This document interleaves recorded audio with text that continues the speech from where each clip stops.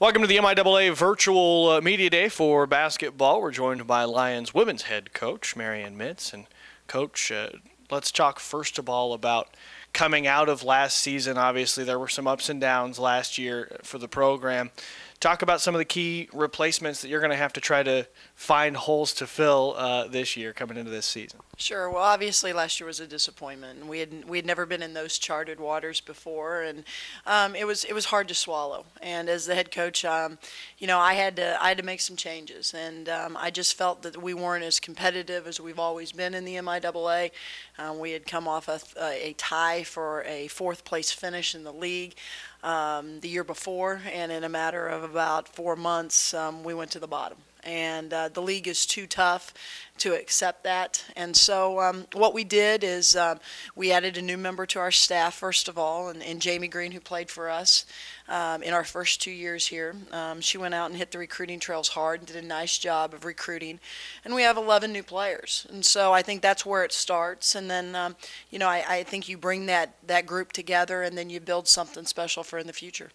Obviously, with so many new faces, you're going to have to lean on some of the veterans in some of these early season practices and early season games. How much do you lean on your lone senior, Aaron Rice? Oh, there's no doubt that you lean on her a lot, and you know, we expect Aaron to have a great senior year. In my estimation, she's probably one of the best players in the league, and we have to make sure that we push her and that she's willing to be that kind of player for us and to be one of the best players in the league.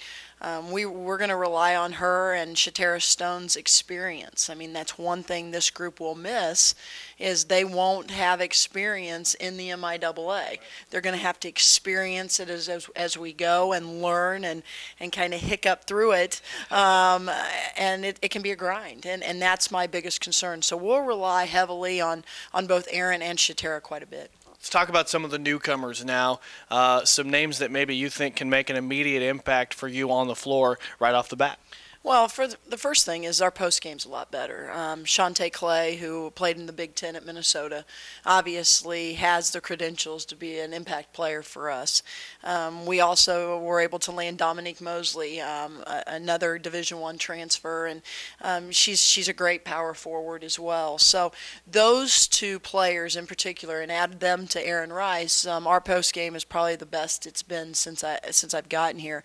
And then we have Terrion Singleton, a JUCO transfer from the point position, and I think when you get your post and your point solidified, then you can blend in a nice group of 2-3 players that'll be very good. Jonna Tenberg is a transfer as well that will do well at the 2-3 for us, and then we're looking to bleed in some freshmen that are really showing some great promise for us. Obviously, a strong post game is so important in this league. So many strong post players in the MIAA. You feel like that's a strength that maybe you're going to have to bring along pretty quickly early in the season, but by the time we get to MIAA play, you feel like that can be something you can really be confident in? Absolutely. And again, you know, it's been smoke and mirrors for years with us in the post. I mean, we've had to gimmick it a lot. And, you know, as far as our offensive production in the post, it's been minimal.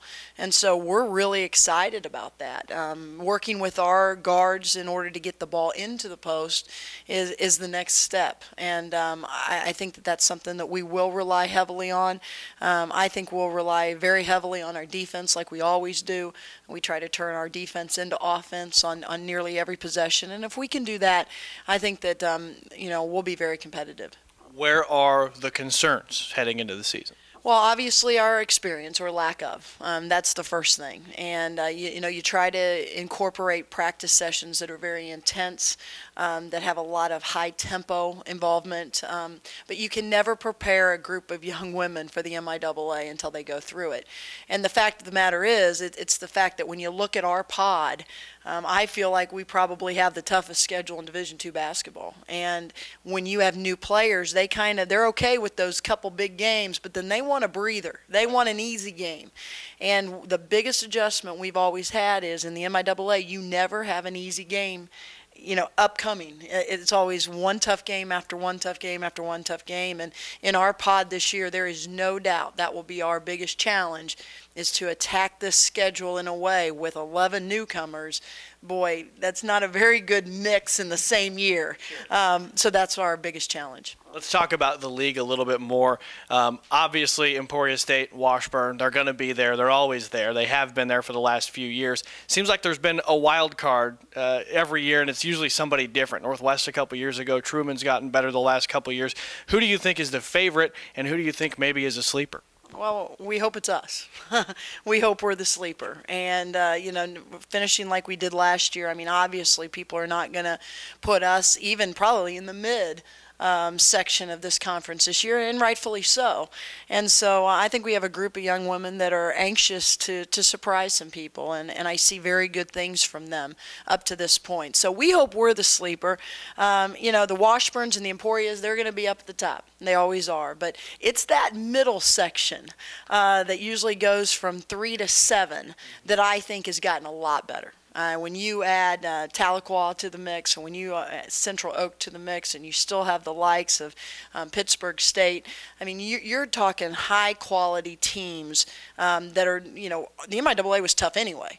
And then you're going to add all these teams that are NCAA qualifiers from a year ago to our league. Our league is absolutely phenomenal this year. Let's talk about the schedule a little bit. Obviously, we've touched on the MIAA schedule and how tough it is year in and year out. You start the year with a trip to San Francisco for an exhibition game, come back sort of at home, get to play in the Pitt State tournament.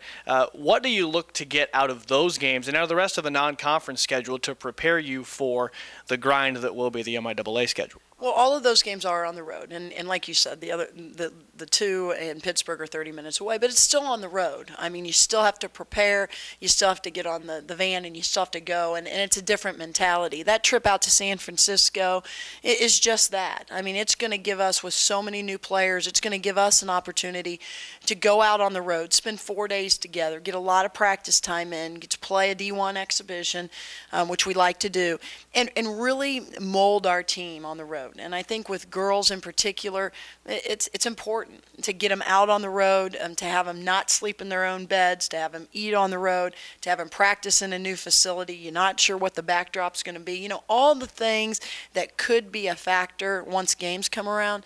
We want to make sure that we have nipped those in the bud immediately once our season starts. Final question, what's the overall expectation for you from your team this season?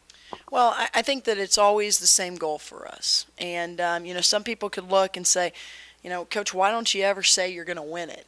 Well, when you win it, you're one of the best teams in the country. And so what I like to do is I like to obtain reachable goals, and it's always been for us to finish in the top 3 in the league.